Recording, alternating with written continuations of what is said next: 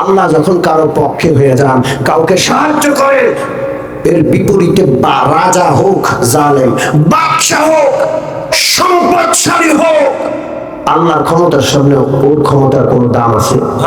জোরে বলেন, দাম আছে? কেউ কল্পনা করেছে বলেন 15 বছরের ক্ষমতা কি দুর্দান্ত পথা? মানুষ চিন্তা করেছে 2040-50 ওই ক্ষমতা যাবে না। পিপিলিকার মতো কোত্থেকে জানি পোলাপাইন্ডি স্কুল কলেজ মাদ্রাসা ছেড়ে রাস্তায় আসছে, আর আগের রাতেও কল্পনা করা যায় নাই, পরের দিন শুনি পালাইছে। পৃথিবীতে মানুষ মানুষকে সম্মান করে, মূল্যায়ন করে দুইটা জিনিসের উপর ভিত্তি করে। এক নম্বর টাকা পয়সা। যার টাকা আছে, পয়সা আছে, সম্পদ আছে, সমাজে তার দাম আছে। বাড়ি গাড়ি টাকা পয়সা নাই, সমাজে তার মূল্য নাই। দুনিয়ার মানুষ টাকা পয়সা দেখে, সম্পদ দেখে মানুষকে মূল্যায়ন করে। দ্বিতীয় আরেকটা বিষয় দেখেও এই সমাজে, পৃথিবীতে মানুষের মূল্যায়ন হয়, সেটা হলো ক্ষমতা, পদ পদবী। যার ক্ষমতা আছে তার দাম আছে, ক্ষমতা নাই কোনো দাম নাই। 15 বছর যাবৎ যাদের ক্ষমতা ছিল কত দাপট, একদিনের ব্যবধানে তারা এই জমিন থেকে, এই জমিন ছেড়ে চলে যেতে বাধ্য হয়েছে, আত্মগোপনে চলে যেতে বাধ্য হয়েছে, মুখ দেখানোর অবস্থা নাই। 15 বছর যেই দলের নেতা কর্মীরা বাড়ি ছাড়া ছিল, এখন একটু ক্ষমতার গ্রাণ মাত্র হয়েছে, এখনো ক্ষমতা আসে নাই, তারা মাথা চাড়া দিয়ে উঠে গেছে। ঠিক ঠিক না? সবাই আমাদের ভাই। কেউ যদি অন্যায় করে থাকে, আমরা আহ্বান করবো আপনারা ক্ষমা চান আল্লাহর কাছে। বান্দার হক নষ্ট করে থাকলে বান্দার কাছে বান্দার হক পৌঁছায় দেন। যারা যেই দলে করুক সবাই মুসলমান, আলহামদুলিল্লাহ, সবাই মুসলমান, কারোর সাথে আমাদের বিদ্বেষ নাই, আমরা সকলের কল্যাণকামী। আল্লাহ সকলকে হেদায়েত দেন, জান্নাতে যাওয়ার তৌফিক দান করেন। বলছিলাম এই সমাজে, এই পৃথিবীতে দুইটা জিনিসের উপর ভিত্তি করে মানুষের মূল্যায়ন হয়, টাকা পয়সা, সহায় সম্পদ, আর হলো ক্ষমতা, পদ পদবী। মহান আল্লাহ রাব্বুল আলামিনের কাছে এই দুইটা জিনিসের উপর ভিত্তি করে কারো মূল্যায়ন হয় না। ফেরাউনকে আল্লাহ টাকা পয়সা দিয়েছেন, ক্ষমতা দিয়েছেন। মুসা আলাইহিস সালাম আল্লাহর নবী, টাকাও নেই, পয়সাও নেই, ক্ষমতাও নেই, কার দাম বেশি? মুসা আলাইহিস সালাম। দুনিয়ার মানুষ বুঝে না, বাহ্যিক বিষয়টা দেখে দুনিয়ার মানুষ সিদ্ধান্ত নেয়, কিন্তু বুঝতে হবে ইমানদার, ইমানদারকে বুঝতেই হবে ক্ষমতা, পদ পদবী, টাকা পয়সার উপর ভিত্তি করে মানুষের মূল্যায়ন আল্লাহর কাছে হয় না। এই জিনিসটা প্রমাণ করার জন্য আমি আপনাদেরকে পবিত্র বুখারী থেকে দুইটা হাদিস শোনাবো। দুটোটাই বুখারী শরীফের হাদিস। আল্লাহ রাসূল বলেন,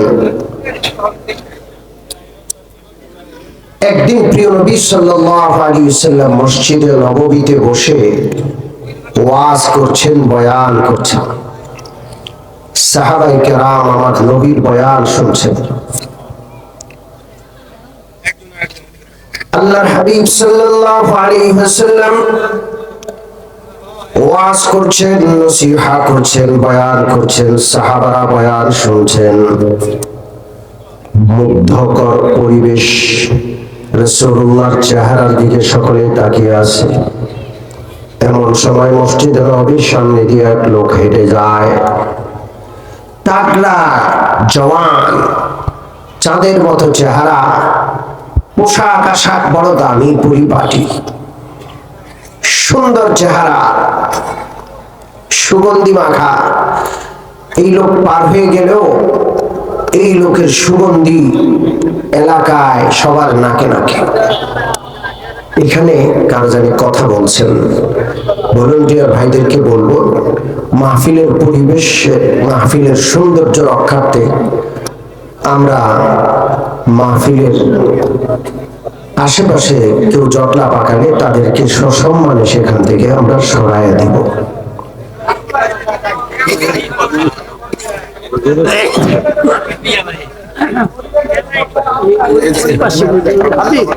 আল্লাহর হাবিব সাল্লাল্লাহু আলাইহি ওয়াসাল্লাম সাহাবাদেরকে জিজ্ঞেস করলেন, ও আমার সাহাবীরা, এই লোকটাকে কি তোমরা চিনো? সাহাবারা বললেন, ইয়া রাসূলুল্লাহ, একে চিনে না মদিনার এমন কোন মানুষ নাই। মদিনার অধিবাসী প্রত্যেকটা লোকের চিনে, কারণ টাকা আছে, পয়সা আছে, ক্ষমতা, পদ পদবি আছে। কি নাই তার? কেন চিনবে না? সবাই তাকে চিনে। আল্লাহর হাবিব জিজ্ঞেস করলেন, সমাজে তার মর্যাদা কেমন? সাহাবারা বললেন, ইয়া রাসূলুল্লাহ, কোন মজলিসে যদি যায় সবাই তাকে বসতে দিবে, চেয়ার ছেড়ে দিবে। কথা বলতে চাইলে সবাই তাকে ফ্লোর দিবে, মাইক দিবে, কথা বলার জন্য সুযোগ দিবে, সবাই কান পেতে শুনবে। ইয়া রাসূলুল্লাহ, কোন সুন্দরী বংশীয় নারীকে যদি বিবাহের প্রস্তাব দেয়, গোটা বংশের মানুষ রাজি হয়ে যাবে, তাকে বিয়ে দিয়ে দিবে। সমাজে তার অনেক দাম, অনেক মূল্যায়ন, অনেক মর্যাদা। আল্লাহর হাবিব শুধু এই কথাটা শুনলেন, কোনো মন্তব্য এখনো করছেন না, আবার ওয়াজ করে যাচ্ছেন। আগের প্রসঙ্গ আল্লাহ রাসূল আলোচনা করে যাচ্ছেন। কিছুক্ষণ পর মসজিদ নববীর সামনে দিয়ে আরেকজন লোক যায়। চেহারা সুরত সুন্দর না, পোশাক আশাক সুন্দর না, পোশাকের তালি। হাদিসে আছে অনেকগুলো তালি, কিছু তালি কাপড়ের। সেই যুগে কাপড়ের বড় অভাব ছিল, এই জন্য কিছু তালি কাপড় দিয়ে দিতে পারে নাই, চামড়া দিয়ে দিছে। শরীরের কাপড়ে চামড়ার তালি, বড় জীর্ণ শীর্ণ, সুস্বাস্থ্য নাই, সুঠাম দেহ নাই, যৌবন নাই, চেহারা সুরত সুন্দর না। আল্লাহর হাবিব সাহাবারকে জিজ্ঞেস করলেন, আমার সাহাবারা, এই লোকটাকে তোমরা চিনো? সাহাবাদের বেশিরভাগ লোক বললেন, ইয়া রাসূলুল্লাহ, আমরা চিনি না। দুই চারজন বললেন, ইয়া রাসূলুল্লাহ, চিনি। আল্লাহর হাবিব জিজ্ঞেস করলেন, সমাজে তার মর্যাদা কেমন? সাহাবারা বললেন, ইয়া রাসূলুল্লাহ, সমাজে তার কোনো পরিচিতি নাই, দাম নাই। কোন মজলিসে গেলে কেউ তার জন্য চেয়ার ছেড়ে দিবে না, কথা বলতে চাইলে কেউ তার কথা শুনবে না। কোন বাড়িতে বিবাহের প্রস্তাব দিলে কেউ তার কাছে নারী বিয়ে দিবে না, মেয়ে দিবে না। দুজনের বর্ণনা, দুজনের সম্পর্কে মানুষের মূল্যায়নের বিষয়টা রাসূলুল্লাহ সাহাবাদের সামনে তাদের জবানে তুলে আনলেন। এরপর বুখারীর হাদিস, বিশ্বনবী বললেন, শুনে নাও, প্রথম যেই লোকটা সমাজে দারুণ তার মূল্যায়ন, এই লোকটা দিয়ে যদি আল্লাহর গোটা জমিন ভরে যায়, ওই সবগুলো লোককে যদি এক পাল্লায় রাখা হয়, আর এই গরিব মানুষটাকে আরেক পাল্লায় রাখা হয়, আল্লাহর কসম, এই একটা লোকের পাল্লা ভারী হয়ে যাবে। টাকা পয়সা, পদ পদবি, ক্ষমতা দিয়া আল্লাহর কাছে মূল্যায়ন নয়। আল্লাহর কাছে মূল্যায়নের ভিত্তি অন্য কিছু। 2 নম্বর হাদিস, বুখারী। আল্লাহর হাবিব সাল্লাল্লাহু আলাইহি ওয়াসাল্লাম বলেন, তোমাদের পূর্বেকার উম্মতের এক নারী তার নবজাতক শিশুকে দুধ পান করান। ঘরটা রাস্তার পাশে, দুধ পান করায়, জানলা বা দরজা ফাঁক দিয়ে রাস্তার দৃশ্য দেখে। মা সন্তানকে দুধ খাওয়ায় আর ফাঁকি দিয়ে রাস্তার দৃশ্য দেখে। আল্লাহর হাবিব বলেন, এমন সময় রাস্তা দিয়ে একজন বাদশা যান। বাদশার সামনে, পিছনে, ডানে বামে, চতুর্দিকে দেহরক্ষী, সব ধরনের বাহিনী বাদশার নিরাপত্তা বজায় রাখছে, মানুষকে সরিয়ে দিচ্ছে। গোটা এলাকার মানুষ বাদশাকে এক নজর দেখার জন্য লাইন ধরে দাঁড়িয়ে আছে। সকলে বাদশার দিকে তাকায় আছে। লাল গালিচার সম্বর্ধনা বাদশাকে দেওয়া হচ্ছে। গোলাপ দিয়ে বাদশাকে সুন্দরভাবে মানুষ গ্রহণ করছে, বরণ করছে। বাদশা খুব টান টান করে অহংকারের দেখাইয়া ঘোড়ার উপর বসে আছে। ঘোড়া আস্তে আস্তে চলছে। আল্লাহ রাব্বুল আলামিনের পরে সন্তানের জন্য সবচাইতে বেশি হিতাকাঙ্ক্ষী হলো তার মা। মা এই রাজা, এই বাদশার বিশাল সম্মান দেখে প্রভাবিত হয়ে যায়। আল্লাহ রাব্বুল আলামিনের কাছে দোয়া করে, আল্লাহ আজকে আমার সন্তানটা দুধের শিশু, কোলের শিশু, কালকে সে বড় হবে। মালিক আমার সন্তানকে এই লোকটার মতো সম্মান আর মর্যাদা দান করে দিয়েন। হাদিসে আছে আল্লাহ রাসূল বলেন, সন্তানের জবান খুলে যায়। সন্তান মায়ের কোল থেকে বলে, আল্লাহ গো আমাকে এই লোকটার মতো বানায়েন না।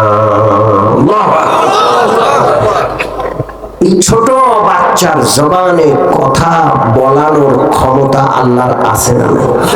জোরে বলেন, আছে না নাই? तिफले रादर महदे गोया ओ कोनार, तिफले रादर महदे गोया ओ कोनार। आदिले कुदरत तुदारी हर चखाही आकुनी, आदिले कुदरत तुदारी हर चखाही आकुनी। मुर्दारा तू जाने बख्शी जिंदारा बे जाकुनी। कुदरतेर मालिक के अल्लाह। বুখারীর হাদিস, রাসূলুল্লাহ বলছেন, সন্তান মার বিপরীত দোয়া করলো, আল্লাহ আমাকে এর মতো বানায়েন না। মা আশ্চর্য হয়ে চিন্তা করে কোথা থেকে আওয়াজ আসলো। আমি যে দোয়া করছি এর বিপরীত দোয়ার আওয়াজটা কোথা থেকে আসলো। এই চিন্তা করে মা চতুর্দিকে তাকায়। মা ধারণাই করতে পারেন নাই তার কোলের শিশু কথা বলে। যাই হোক, কিছুক্ষণ পরে ওই বাদশা চলে যায়। বাদশার রাজকীয় বহর চলে যাওয়ার পর আল্লাহর নবী বলেন, এলাকার ছোট্ট ছোট্ট দুষ্ট বালকরা একটা বৃদ্ধ নারীকে নিয়ে আসলো। বৃদ্ধা নারী, তাকে কেউ কিল দিচ্ছে, খুশি দিচ্ছে, কেউ বালু মারছে। সবাই বলছে চোর চোর। বৃদ্ধার অপমান, অপদস্থতা দেখে মা প্রবাহিত হয়ে যায়। আল্লাহ রাব্বুল আলামিনের কাছে মা দোয়া করে, আল্লাহ আমার কোলের বাচ্চাটা আজকে ছোট, একদিন সে বড় হবে। মালিক আমার সন্তানটাকে এর মতো বানায়েন না। এবারও সন্তানের জবান খুলে যায়। সন্তান চিৎকার দিয়ে বলে, আল্লাহ আমার মা বুঝে না, এই জন্য এই নারীর মতো হতে নিষেধ করে। আল্লাহ গো এই নারীর মতো আমাকে বানায়েন। এবার মা বুঝতে পারলেন যে তার কোলের বাচ্চাই তার বিপরীত দোয়া করছে। মা ধমক দিয়ে বলে, ওরে সন্তান, ইজ্জত সম্মান অপমান অপদস্থতা তুমি কি বুঝো? দুধের শিশু তুমি, বাস্তবতা তো বুঝো না। আমি তোমার জন্য সম্মানের দোয়া করলাম, তুমি বিপরীত দোয়া করো। সন্তান বলে, মা গো যেই রাজার বাদশাকে বিশাল সম্মানের আসনে আপনি দেখেছেন, ও মারাত্মক নাফরমান, মস্ত বড় জালিম, অনেক বড় অহংকারী। ওর দু চোখ বন্ধ হওয়ার সাথে সাথে আল্লাহর জাহান্নামের কারাগারে সে নিক্ষিপ্ত হবে। পক্ষান্তরে যেই নারীকে আপনি অপমান অপদস্থতার শিকার দেখলেন, ওই নারী আল্লাহর ওলি, তাকে মিথ্যা অপবাদ দেওয়া হয়েছে। এই নারীর চোখ বন্ধ হলে সাথে সাথে আল্লাহর জান্নাতের মেহমান হয়ে যাবে। আল্লাহ মান সম্মান ইজ্জতের মাপকাঠি টাকা পয়সা ক্ষমতা রাজত্ব এটা নয়।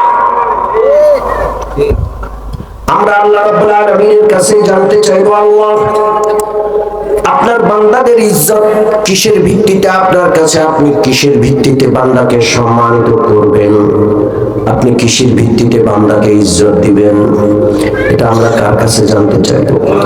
কোন সমাজ দ্বারা মুসলিম প্রভাবিত হয় না। মুসলিম কোন কুসংস্কার দ্বারা প্রভাবিত হয় না। মুসলিম অপপ্রচারে প্রভাবিত হতে পারে না। আজকে আমরা কোরআন থেকে দূরে, এই জন্য আমরা হারিয়ে গেছি। ঠিক কি ঠিক?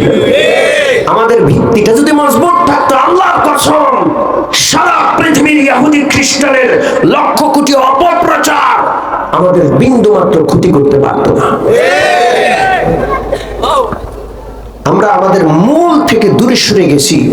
এই জন্য আমরা ইজ্জত সম্মানের মাপকাঠি ক্ষমতা আর টাকা পয়সাকে বানিয়ে সব কিছু টাকার জন্য বিসর্জন দিচ্ছি, ক্ষমতার জন্য সমস্ত আদর্শ বিসর্জন দিচ্ছি।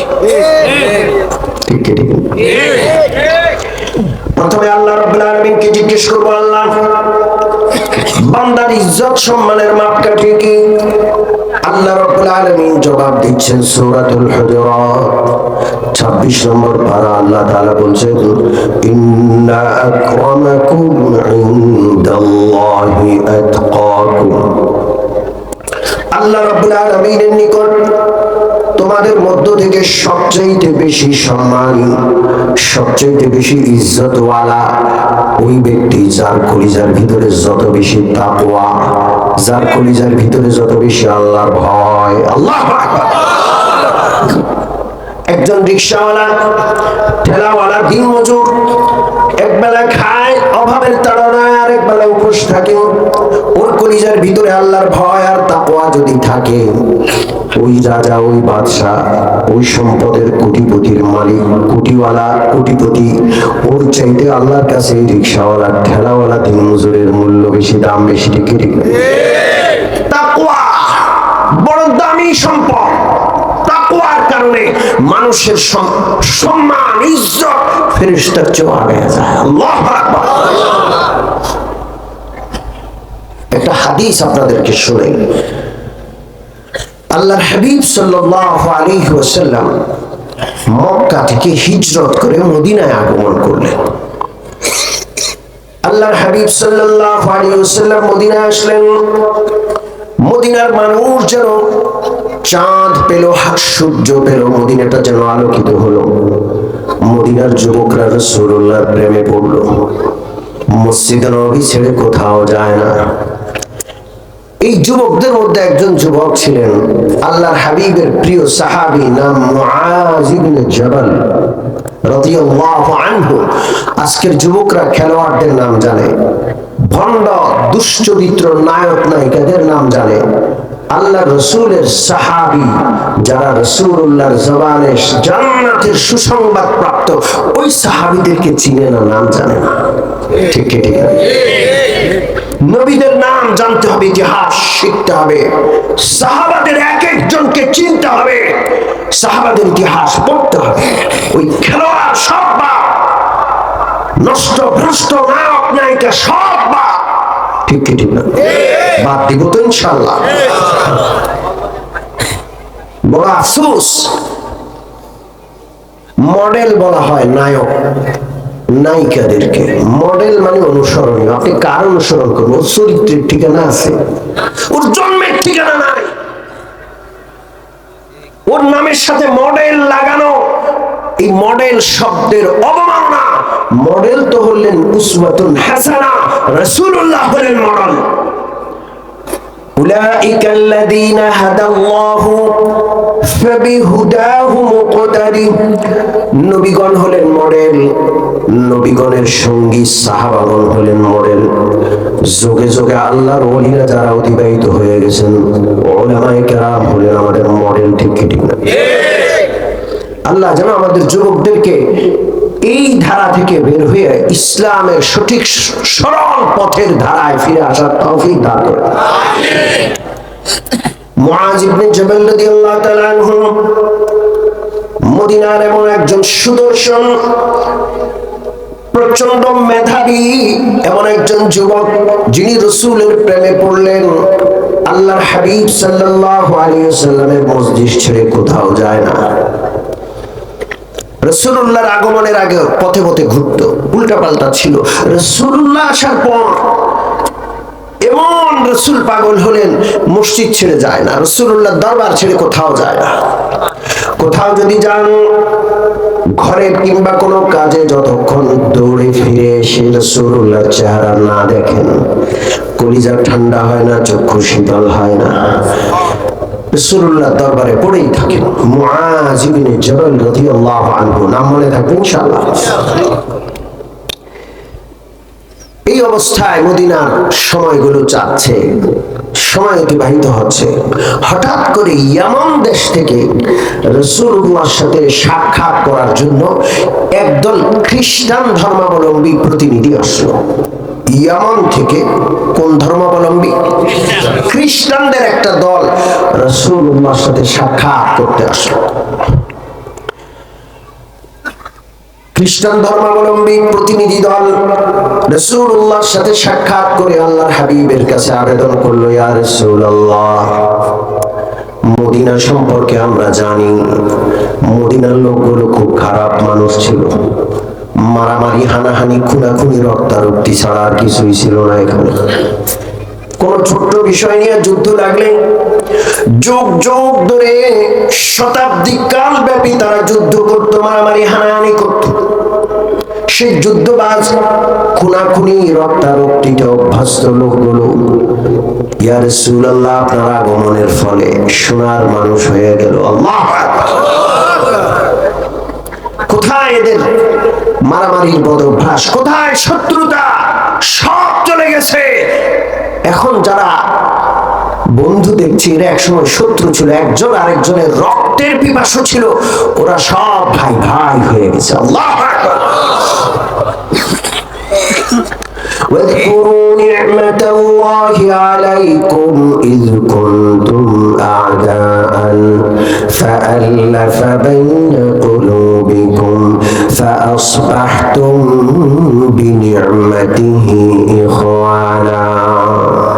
আল্লাহ রাব্বুল আলামিন বলেন, ও সাহাবীরা, ও আমার নবীর সঙ্গীরা, আল্লাহর নিয়ামতের কথা, আল্লাহর এই অবদানের কথা তোমরা স্বীকার করো, মনে করো তোমরা দুশমন ছিলা। আল্লাহ তাআলা তোমাদের সব শত্রুতা অন্তর থেকে বের করে এমন মায়া, এমন মমতা, এমন মহাব্বত দান করলেন, তোমরা সবাই ভাই ভাই হয়ে গেলা। আল্লাহু আকবার, আল্লাহু আকবার। আল্লাহ রাসূলকে আল্লাহ বলছেন, ও নবীজি, সারা পৃথিবীর সমস্ত সম্পদ ব্যয় করলেও এই দুশমনী, এই শত্রুতা আপনি দূর করতে পারতেন না। আল্লাহ তাআলা এই শত্রুতা উঠায় নিয়ে বন্ধুত্ব, মহব্বত, সম্প্রীতি, মায়া, মমতা দান করে দিয়েছেন। সুবহানাল্লাহ। মানুষের অন্তর কার হাতে? জোরে বলেন, কার হাতে? ইন্না কুলুবা বনি আদম বাইনা ইসবাঈন মিন আসাবি'ir রহমানি ইউকাল্লিবুহা কাইফা ইয়াশা। আল্লাহ রাসূল বলেন, মানুষের অন্তর আল্লাহর কুদরতি দুই আঙ্গুলের মধ্যে। আল্লাহ যেভাবে ইচ্ছা সেইভাবে অন্তরকে ফেরান। শত্রুকে বন্ধু বানান, বন্ধুকে শত্রু বানান ক্ষমতা কার? খ্রিস্টান প্রতিনিধি দল নবীজির কাছে আবেদন করলেন, ইয়া রাসূলুল্লাহ, এই মদিনার লোকগুলো এত ভালো মানুষ হলো, এখন না আছে মারামারি, না আছে হানাহানি, না আছে খুনাখুনি, সব ভাই ভাই হয়ে গেছে। কি শাসন ব্যবস্থা এখানে কায়েম করছেন বুঝি না। এমন শান্তি যেন জান্নাতি পরিবেশ হয়ে যায়। আল্লাহ, এমন শান্তির পরিবেশ। ও আল্লাহর নবী, আমরা খ্রিস্টান মুসলমান না, এরপরেও এমন শাসন ব্যবস্থা আমরা চাই।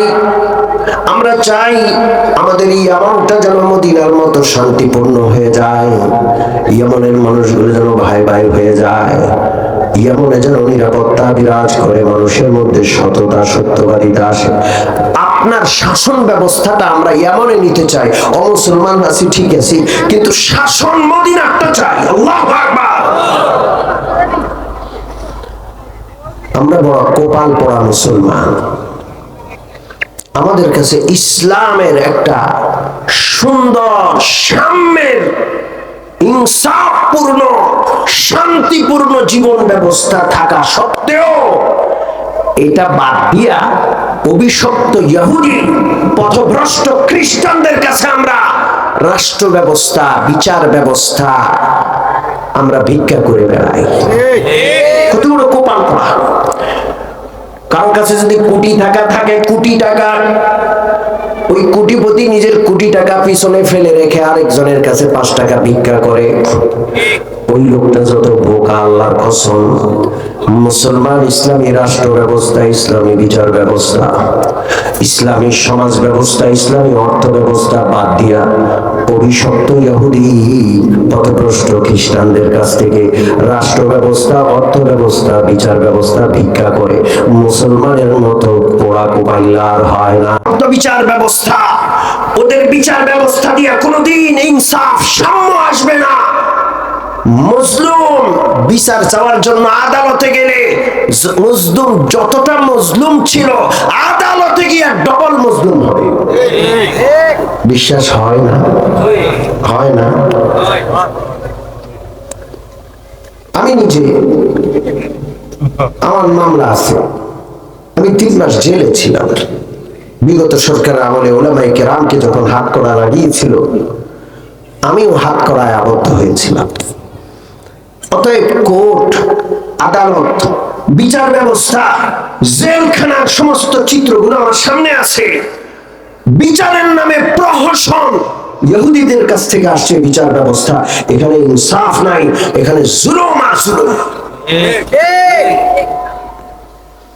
অথচ ইসলামী বিচার ব্যবস্থা এত সুন্দর, ওই বিচার ব্যবস্থার বিচারক হলেন কে? ওই ব্যবস্থাটা কার পক্ষ থেকে? আল্লাহর পক্ষ থেকে বিচারের ব্যবস্থা আছে। সেটা আমরা গ্রহণ না করে ওই অভিশপ্ত দুষ্টদের কাছ থেকে বিচার নিয়ে আসছে। আমাদের গোটা বিচার ব্যবস্থা ওদের মতো, ওদের থেকে নেওয়া। গোটা অর্থ ব্যবস্থা ওদের থেকে নেওয়া। সুদী অর্থ ব্যবস্থা, সুদী অর্থ ব্যবস্থা গোটা রাষ্ট্রে চলছে সুদীর নীতি অনুযায়ী, রাষ্ট্রের অর্থনীতি। যারা সুদ খায়, সুদের নীতিকে অবলম্বন করে, তারা আল্লাহ, আল্লাহ রসুলের সাথে যুদ্ধ ঘোষণাকারী। আমরা অর্থ ব্যবস্থার মাধ্যমে গোটা দেশ আল্লাহ, আল্লাহ রসুলের সাথে যুদ্ধে লিপ্ত। আমাদের শান্তি, আমাদের রহমত আসবে কেমনে বলেন? বলেন কোত্থেকে আসবে? ইতিহাস খুলে দেখেন, যুগে যুগে অমুসলিমরা মুসলমানের কাছে এসে শাসন ব্যবস্থা ভিক্ষা চাইছে যে আসেন আমাদেরকে আপনারা শাসন করেন, আমরা অমুসলিম তাও আপনাদের শাসন মানি, কারণ আপনাদের বিচার ব্যবস্থায় ন্যায়পরায়ণতা আছে, ইনসাফ আছে, সাম্য আছে।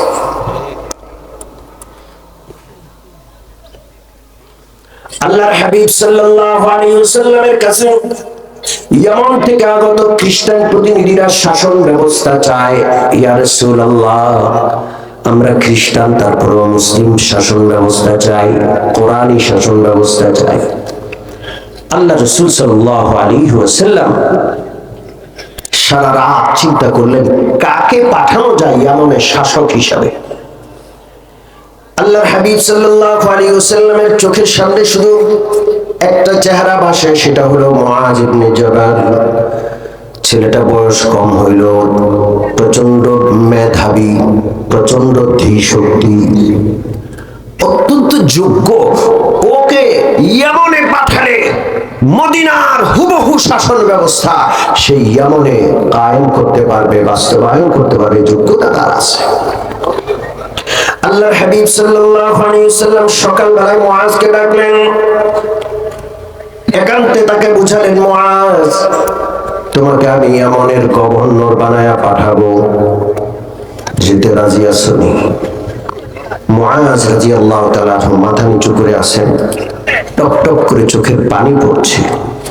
আল্লাহর হাবিব বললেন, মুআজ, আমি তোমাকে তো কোনো দুঃসংবাদ দেই নাই, তুমি কেন কাঁদছো? মুআজ বললেন, ইয়া রাসূলুল্লাহ, আমি আপনাকে অত্যন্ত মহব্বত করি, আপনার দরবার ছেড়ে আমি কোথাও যাই না। কোনো কারণে যদি ঘরে যাই, কোনো কাজে যাই, যতক্ষণ না ফিরে এসে আপনার চেহারা মোবারক না দেখে আল্লাহর কসম আমার কলিজা ঠান্ডা হয় না, চক্ষু শীতল হয় না। আমি একটু সময়ের জন্য আপনাকে ছাড়া থাকতে পারি না। আমি কিভাবে এমন চলে যাব আরেক দেশে, আপনাকে না দেখে আমি কিভাবে বাঁচবো? আমার ইয়ামান যাওয়ার দরকার নাই, আমার গভর্নরের দরকার নাই, আমি আপনার খাদেম হিসেবে মদিনায় থাকতে চাই। আল্লাহু আকবার। আল্লাহর হাবিব সাল্লাল্লাহু আলাইহি ওয়াসাল্লাম মুআজকে বুঝালেন, মুআজ, সবাই যদি আমরা মদিনায় বসে থাকি, আল্লাহর গোটা জমিনে আল্লাহর বিধানকে কায়েম করবে, আমাদেরকে মদিনার মায়া কুরবান করে আল্লাহর জমিনে আল্লাহর দ্বীন কায়েম করার জন্য সারা পৃথিবীতে ছড়িয়ে পড়তে হবে। রাজি আছেন ইনশাআল্লাহ? আমাদেরকে আল্লাহ যে সৃষ্টি করেছেন, এই সৃষ্টির উদ্দেশ্যের মধ্যে গুরুত্বপূর্ণ একটা উদ্দেশ্য হলো ইন্নী জাইলুন ফিল আরদি খলিফা। আমরা আল্লাহর পক্ষ থেকে আল্লাহর জমিনে আল্লাহর প্রতিনিধি। কার প্রতিনিধি? জোরে বলেন কার? আল্লাহর দ্বীন আল্লাহর জমিনে কায়েম করা ব্যক্তি, সমাজ, পরিবার, রাষ্ট্রের প্রতিটা ক্ষেত্রে এটা প্রত্যেক বান্দার দায়িত্ব। ঠিক কি ঠিক না? জোরে বলেন ঠিক কি না? মুসলমান যেন এই দায়িত্ব পালন করতে না আগ বাড়ে, এক কদমও না আগায়। এই জন্য কাফের, মুশরিক, ইহুদি, খ্রিস্টান, দুষ্ট চক্র ইসলামী শাসন ব্যবস্থার নাম নিলেই জঙ্গি ট্যাগ লাগায় দেয়। ঠিক ঠিক। কারণ কোথাও যদি মুসলিমরা শাসন ক্ষমতা হাতে নিয়ে নেয়, ওই দুষ্টদের ফিলিস্তিনে যে জুলুম চালাচ্ছে সেটা বন্ধ হয়ে যাবে। ইরাকে আগ্রাসন চালিয়েছে সেটা বন্ধ হয়ে যাবে। কোন মুসলিম ভূখণ্ডের দিকে চোখ তুলে তাকাইলেও চোখ মুসলমানরা উপড়ে ফেলবে। কোথাও অন্যায় ভাবে হস্তক্ষেপ করলে মুসলমানরা ওই হাত ভেঙে গুড়িয়ে দেবে। এই জন্য মুসলিম শক্তি ইসলামের নামে ঐক্যবদ্ধ হোক, ওই দুষ্টরা সেটা চায় না। কোথাও আওয়াজ উঠলেই তারা বয়ান চালু করে দিছে, এরা জঙ্গিবাদী, এরা সন্ত্রাসী। আমরা মুসলমানরা তাদের দেওয়া এই সমস্ত ট্যাগকে ভয় পাই না, ইনশাআল্লাহ। জোরে বলেন ইনশাআল্লাহ। আমরা আস্তে আস্তে আগে বাড়বো এবং আমাদের ব্যক্তি, পরিবার, সমাজ, রাষ্ট্র প্রত্যেকটা ক্ষেত্রে আল্লাহর দেওয়া কোরআনী বিধান আমরা ইনশাআল্লাহ কায়েম করবই করব। রাজি আছি তো ইনশাআল্লাহ? একবার জোরে তাকবীর দেন। নারে তাকবীর, নারে তাকবীর। আল্লাহ হাবিব সাল্লাল্লাহু আলাইহি ওয়াসাল্লাম মুআজকে খুব বুঝাইলেন, মুআজ, তোমাকে অবশ্যই এমন যেতে হবে, এটা আমার নির্দেশ। অনিচ্ছা সত্ত্বেও হযরত মুআজ আল্লাহর রাসূলের নির্দেশ পালন করার জন্য প্রস্তুত হলেন। ঘর থেকে সব বিদায় টিদায় নিয়ে সামানপত্র গুছিয়ে তিনি ঘোড়ার উপর সওয়ার হলেন, ইয়ামানের পথে রওনা করবেন। আল্লাহর হাবিব সাল্লাল্লাহু আলাইহি সাল্লাম মুআজকে বিদায় জানাচ্ছেন। মুআজ ঘোড়ার উপর বসে আল্লাহর হাবিব সাল্লাল্লাহু আলাইহি ওয়াসাল্লাম ঘোড়ার লাগাম ধরে সামনে সামনে হেঁটে চলেছেন। মুআজ ঘোড়ার উপর থেকে চিৎকার করে বলে, ইয়া রাসূলুল্লাহ, কত বড় বেয়াদবি! আমি ঘোড়ার উপর বসা, আপনি ঘোড়ার লাগাম ধরে সামনে চলছেন। ওগো আল্লাহর নবী, আপনি আসুন, আপনি ঘোড়ার উপর চড়ুন, আমি বরং লাগাম ধরে সামনে সামনে চলি। অথবা অন্তত পক্ষে ইয়া রাসূলুল্লাহ আমাকে অনুমতি দেন, ঘোড়া থেকে নেমে আপনার পাশে পাশে আমিও হাঁটি। আদব বলতে একটা জিনিস আছে না নাই? জোরে বলেন, আছে না নাই? এই পৃথিবী থেকে আদব বিদায় নিয়েছে। ছোটরা বড়দের আদব করে না, ছাত্র শিক্ষকের আদব করে না, সন্তান মা বাবার আদব করে না, উম্মত নবীর ওয়ারিস ওলামাদের আদব করে না। আদব বিদায় নিছে। সমাজে আগুন জ্বলে, অন্যায়, অপরাধ, মারামারি, হানাহানি, জুলুম বেড়ে গেছে আদব না থাকার কারণে। এই জন্য কবি বলেন, আজ খুদা খাহি মে তৌফিক আদব, আজ খুদা খাহি মে তৌফিক আদব, বেআদব মাহরুম মন্দজ ফজল রব, বেআদব তনহা না খুদ রা দশতে বদ, বলকে আতিশ বরহমা আফাক জান। বেয়াদব সমাজে একটা বেয়াদব থাকলে সমাজ ধ্বংস করার জন্য যথেষ্ট। ঠিক ঠিক না? আমরা আমাদের সন্তানদেরকে, আমাদের প্রজন্মদেরকে মহব্বত করে, মায়া করে যুবকদেরকে আদব শিখাবো ইনশাআল্লাহ। আল্লাহর হাবিব সাল্লাল্লাহু আলাইহি ওয়াসাল্লাম হাতের ইশারায় মুআজকে বললেন, মুআজ যেভাবে আছো সেভাবে বসে থাকো, বিদায় মুহূর্তে আমার কিছু নসিহত খুব মনোযোগ দিয়ে শোনো। আল্লাহর হাবিব সাল্লাল্লাহু আলাইহি ওয়াসাল্লাম হযরত মুআজকে ইয়ামান পাঠানোর সময় বেশ কিছু নসিহত করলেন। সবগুলো হাদিসের কিতাবে আছে।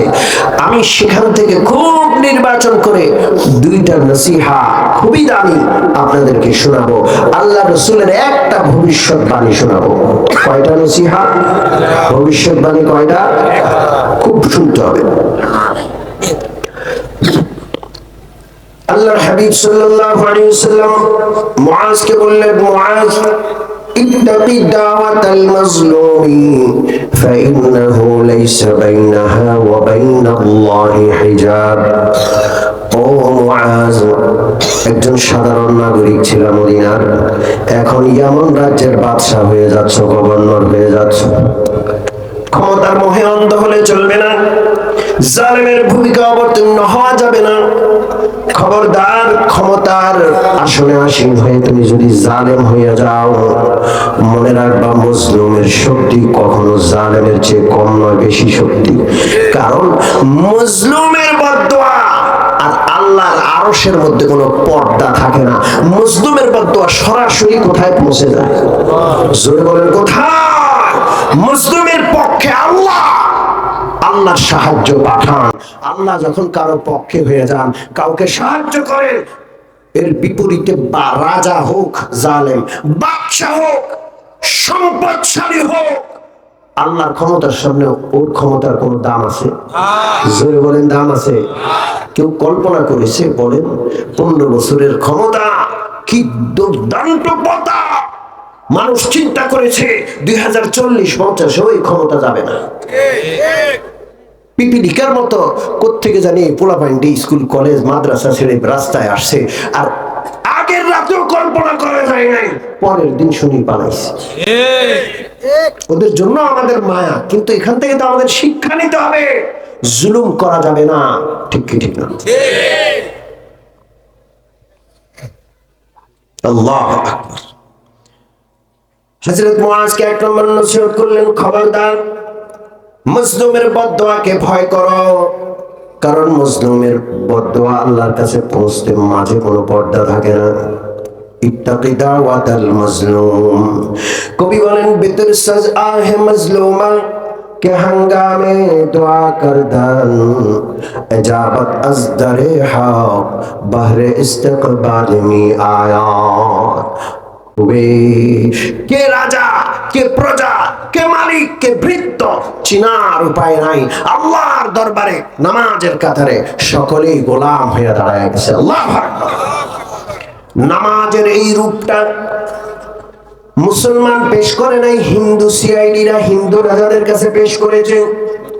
হিন্দু রাজারা ঐক্যবদ্ধ হয়ে সিদ্ধান্ত নিল, যেই বাদশাহ এমন হয় আজানের আওয়াজ শুনে মসজিদে চলে যায়, গোলাম ভৃত্য সকলের সাথে কাঁধে কাঁধ মিলে আল্লাহর কাতারে দাঁড়ায়া যায়, ওই বাদশার সাথে আল্লাহর সাথে সম্পর্ক, ওর সাথে মোকাবেলা করে পারা যাবে না।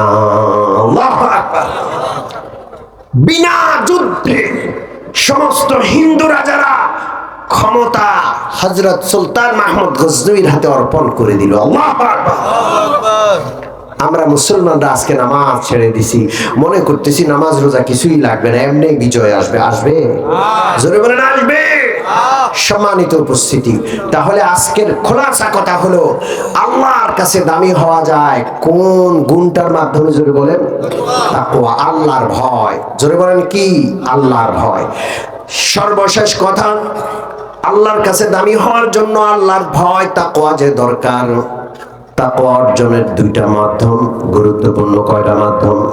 জোরে বলেন, কয়টা?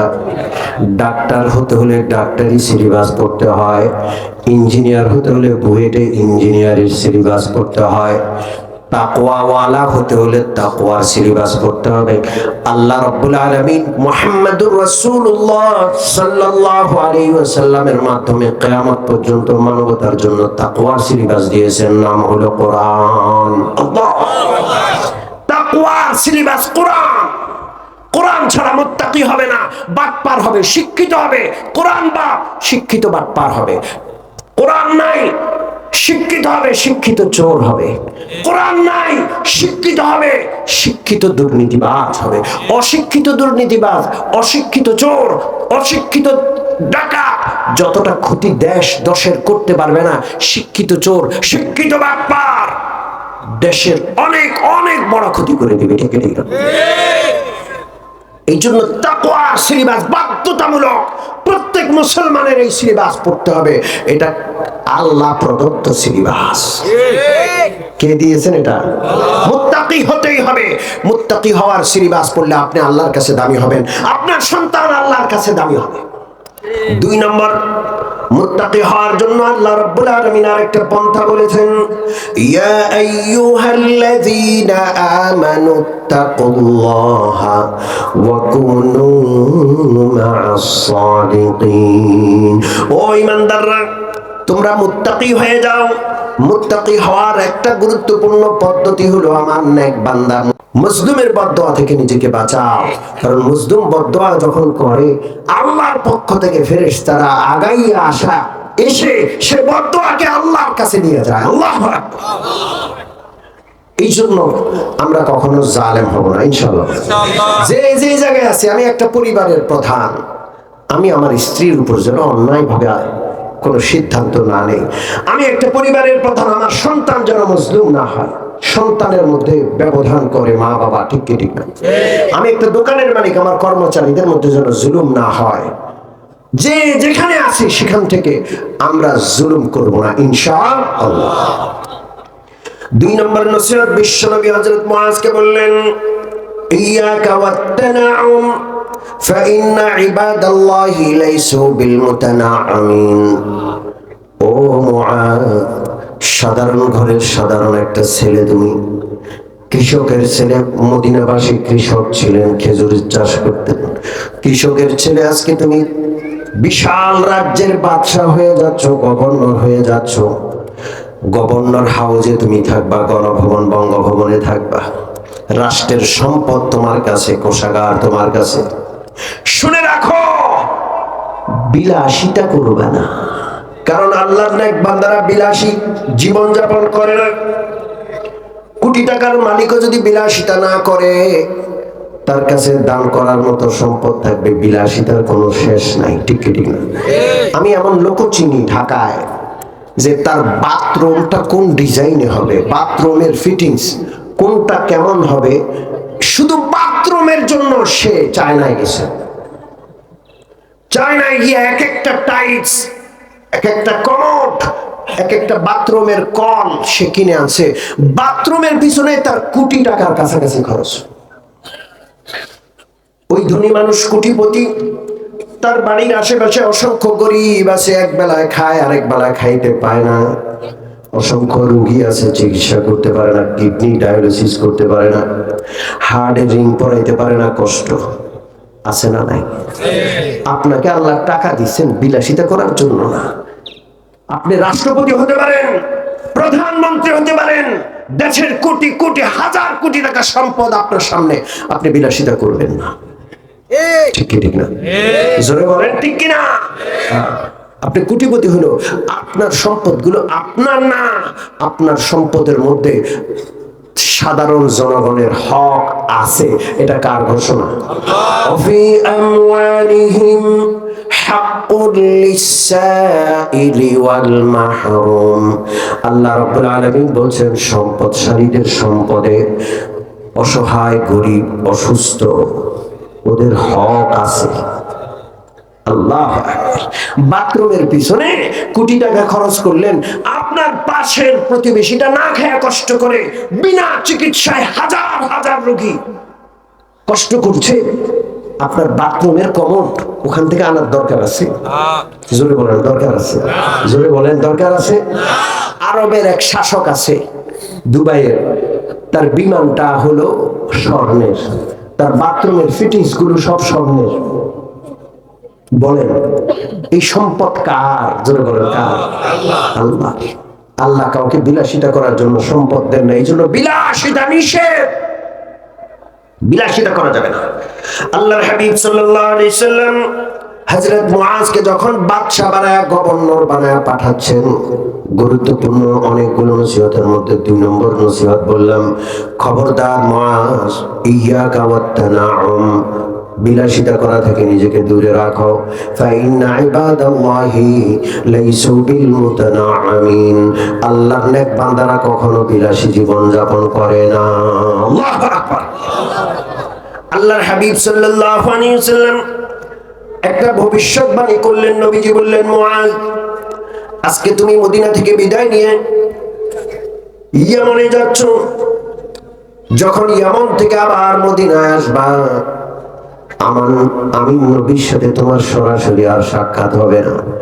আমার কবরের পাশ দিয়ে তুমি হেঁটে যাবা, আমার কবরের পাশে দাঁড়ায় তুমি আসসালামু আলাইকুম ইয়া আহলাল কবুর বলে সালাম করবা। আল্লাহু আকবার। এতক্ষণ পর্যন্ত হযরত মুআজ নসিহত শুনছিলেন, কিন্তু যখন এই আখিরি ভবিষ্যৎবাণীটা শুনলেন, আল্লাহর হাবিব সাল্লাল্লাহু আলাইহি ওয়াসাল্লামের সাথে সাক্ষাৎ, জীবনের শেষ সাক্ষাৎ, বিদায়ী সাক্ষাৎ, এটা জীবনের জন্য বিদায়, চিরবিদায়। হযরত মুআজ চিৎকার করে ফুঁফিয়ে কেঁদে উঠলেন। এত জোরে চিৎকার করলেন তিনি যেন ঘোড়ার পিঠ থেকে পড়ে যাচ্ছেন। আল্লাহর হাবিব সাল্লাল্লাহু আলাইহি ওয়াসাল্লামের মনে মুআজের জন্য মায়া আছে। মুআজ যেমন রাসূলুল্লাহর মহব্বতে কাঁদছে, রাসূলুল্লাহর বিদায় সইতে পারছেন, আল্লাহর হাবিবও মুআজের জন্য কাঁদছেন, চিরবিদায় দিচ্ছেন তার প্রিয় এই সাহাবীকে। মুআজের চোখের পানি পড়ে, রাসূলুল্লাহর চোখের পানি পড়ে। আল্লাহর হাবিব সাল্লাল্লাহু আলাইহি ওয়াসাল্লাম নিজের চেহারা মোবারক মদিনার দিকে ঘুরিয়ে ফেললেন, কারণ মুআজ যদি রাসূলুল্লাহর চেহারায় চোখের পানি দেখে মুআজ আরো ভেঙে পড়বে। এই জন্য মুআজ যেন রাসূলুল্লাহর চোখের পানি না দেখে, রাসূলুল্লাহ নিজের চোখের পানি লুকাইলেন, মদিনার দিকে তাকালেন এবং আস্তে আস্তে বিদায়ের জন্য মদিনার দিকে হাঁটা শুরু করলেন। মুআজের ঘোড়ার মুখ হইল ইয়ামানের দিকে। রাসূলুল্লাহর আলোচনা, কথা শেষ, নসিহত শেষ। আল্লাহর হাবিব কাঁদতে কাঁদতে, চোখের পানি মুছতে মুছতে মদিনার দিকে যাচ্ছেন আর আখিরি নসিহত করছেন, ইন্না আওলান নাসি বিয়াউমাল কিয়ামাতি আল মুত্তাকুন মান কানু হাইসু কানু। মুআজ চোখের পানি মুছে ফেলো, কেঁদো না, কারণ এই পৃথিবী মিলনের জায়গা, দুনিয়াটা হলো বিরহের জায়গা। বাবা সন্তানকে এতিম করে চিরকালের জন্য বাবা বিদায় নিয়ে চলে যায়, অথবা সন্তান যদি আগে যায় বাবার বুকে আঘাত দিয়ে সন্তান চলে যায়।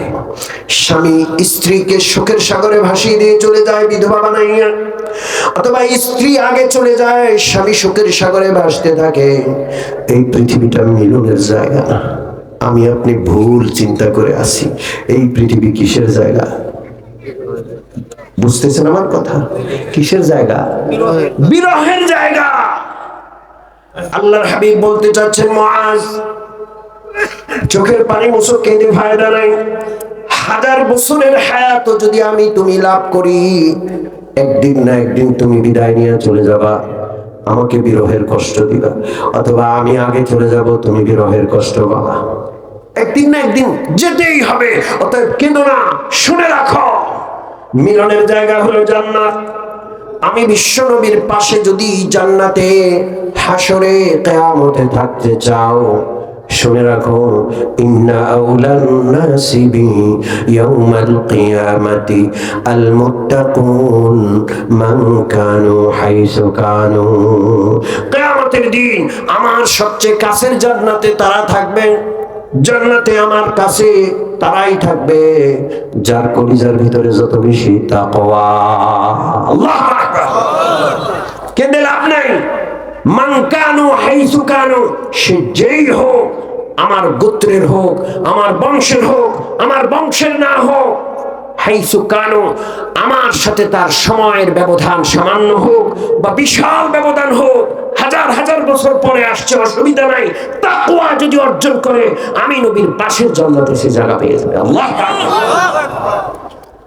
হযরত মুআজ চোখের পানি মুছে ফেললেন, মদিনার দিকে আর তাকালেন না, বুকে পাথর রেখে ইয়েমেনের দিকে চললেন, আর সারা জীবন রাসূলুল্লাহর পাশের জান্নাতে থাকার জন্য তাকওয়া অর্জনের চেষ্টা করতে থাকলেন। আল্লাহ আকবার। মুমিন মুসলমান, আল্লাহ রাব্বুল আলামিনের কাছে সম্মান পাওয়ার জন্য, রাসূলুল্লাহর পাশের জান্নাতে থাকার জন্য টাকা পয়সা লাগবে, ক্ষমতা লাগবে, কি লাগবে? জোরে বলেন কি?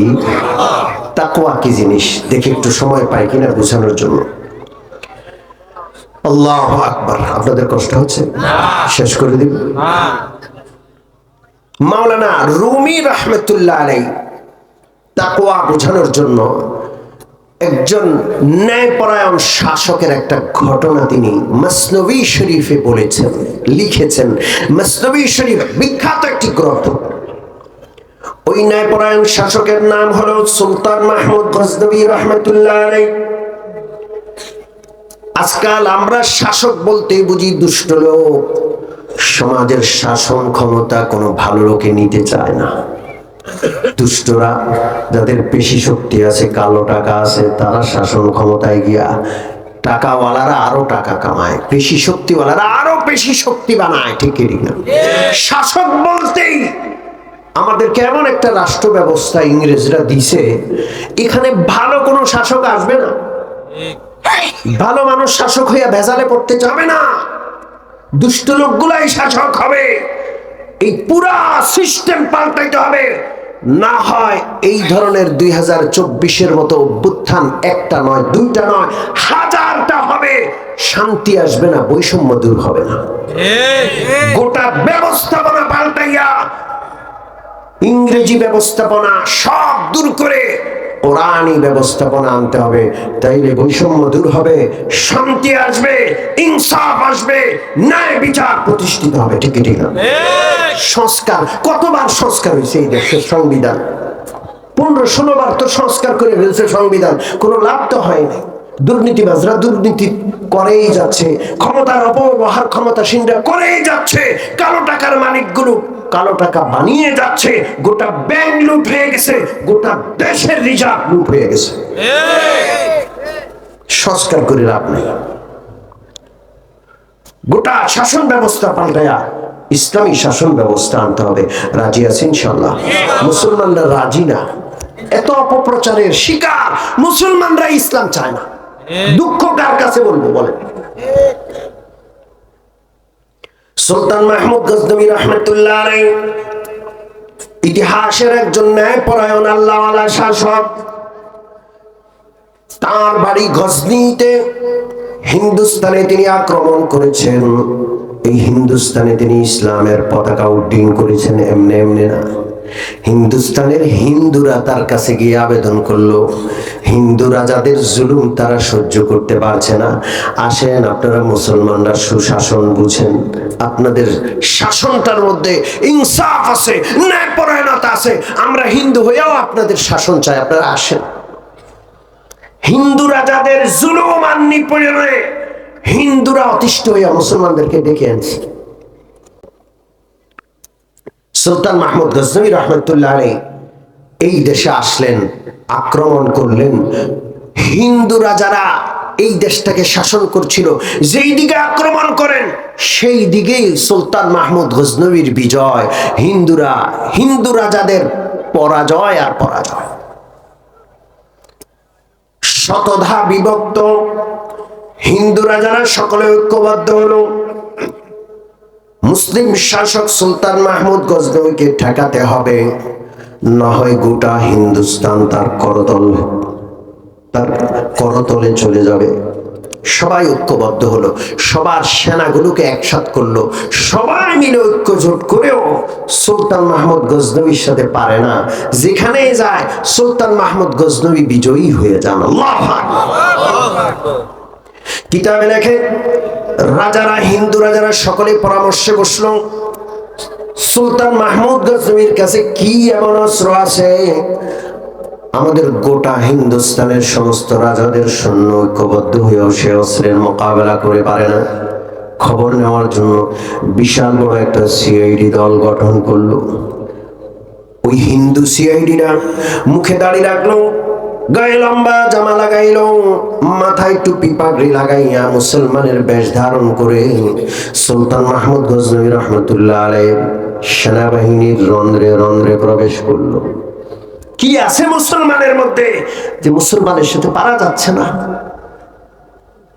6 মাস পর্যন্ত সুলতান মাহমুদ গজনবীর সৈন্যদের ভিতরে এই সিআইডি দল অবস্থান করে একটা রিপোর্ট তৈরি করলো। ওই রিপোর্টটা হিন্দু রাজাদের দরবারে পেশ করলো। ওই রিপোর্টে কি ছিল? 2টা কবিতার মাধ্যমে কবি আল্লামা ইকবাল রহমতুল্লাহ আলাইহি প্রকাশ করেছেন। বড় আজব কবিতা।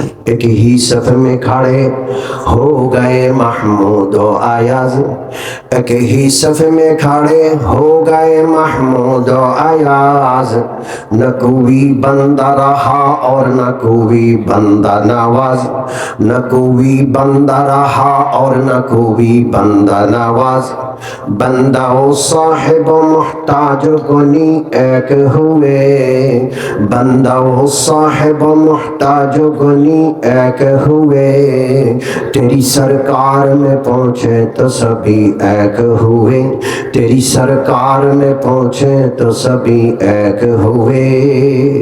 এই 2 কবিতার মাধ্যমে 6 মাস ব্যাপী তৈরি করা রিপোর্টের খোলাসা এসে গেছে। সুলতান মাহমুদ গজনবী রহমতুল্লাহ আলাইহির ব্যাপারে বলা হচ্ছে তিনি বড় জাদ্রেল শাসক ছিলেন। এত জাদ্রেল, তার চেহারার দিকে তাকাইয়া কেউ কথা বলতে পারতো না।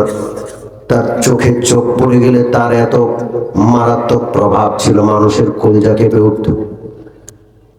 তিনি বড় শান শওকাত নিয়ে থাকতেন, বড় প্রভাব নিয়ে চলতেন। যেখানে যাইতেন যুদ্ধের ময়দানেও তার সিংহাসন তার সাথে থাকতো, রাজমুকুট রাজকীয় পোশাক তার পাশে থাকতো, তার গায়ে থাকতো শোভাবেত। স্বাভাবিক অবস্থায় তিনি সিংহাসনে রাজকীয় পোশাকে বসতেন। তার চাকর নৌকর খাদেম দাস দাসী সবাই পায়ের কাছে লাইন ধরে বসত। স্বাভাবিক অবস্থায় বড় প্রভাব প্রতিপত্তি নিয়ে চলতেন। কিন্তু যেই মাত্র মসজিদের মিনার থেকে মুয়াজ্জিনের সুললিত কণ্ঠে আল্লাহু আকবারের ধ্বনি তার কানে ভেসে আসতো, সাথে সাথে তার চেহারার রং বিবর্ণ হয়ে যেত। নিজের রাজত্বের কথা, নিজের প্রভাব প্রতিপত্তির কথা মুহূর্তে তিনি ভুলে যেতেন। রাজপ্রাসাদ, রাজদরবার, রাজসিংহাসন, রাজমুকুট সব ফেলে রেখে তিনি দৌড়াইয়া মসজিদে গিয়ে উপস্থিত হইতেন। আল্লাহু আকবার। এখন আর তিনি রাজা না, এখন রাজাধিরাজ। আল্লাহ পক্ষ থেকে গোলামির জন্য ডাক এসেছে, সবাই এখন গোলাম, একটাই পরিচয়, আল্লাহু আকবার। সুলতান মাহমুদ গজনবী রহমতুল্লাহ আলাইহি ওযু করে মসজিদের কাতারে গিয়ে দাঁড়াতেন। এতক্ষণ পর্যন্ত যে সমস্ত দাস, গোলাম, খাদেম সবাই পায়ের কাছে বসা ছিল, গোলামের মতো ছিল, এখন সকলেই সুলতান মাহমুদ গজনবী রহমতুল্লাহ আলাইহির সাথে কাঁধে কাঁধ মিলায় এক কাতারে দাঁড়ায়া যায়।